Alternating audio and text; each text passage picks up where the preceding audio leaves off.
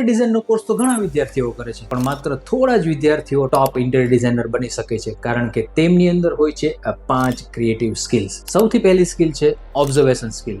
એક સારો interior designer તેની આસપાસની દરેક વસ્તુને ધ્યાનથી જુએ છે, જેમ કે colour combination, lighting, furniture placement, સ્પેસનો ઉપયોગ.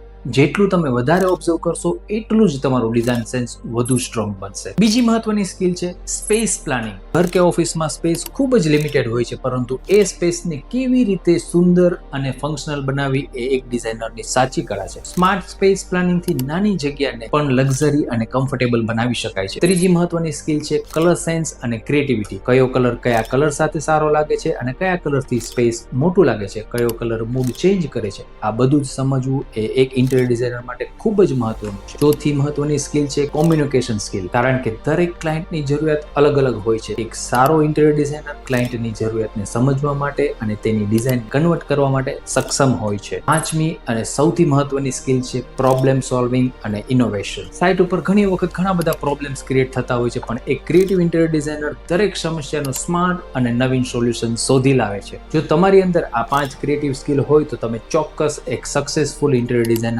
બની શકો છો. અને જો તમે આ સ્કિલ શીખવા માંગો છો તો ઇન્ટિરિયર ડિઝાઇનનો પ્રોફેશનલ કોર્સ તમારા માટે બેસ્ટ ઓપ્શન બની શકે છે. નેક્સ્ટ રીલમાં આપણે જોઈશું કે ઇન્ટિરિયર ડિઝાઇનનો કોર્સ કર્યા પછી ભારતના કયા શહેરોમાં અને વિશ્વના કયા દેશોમાં સૌથી વધારે તકો અવેલેબલ છે.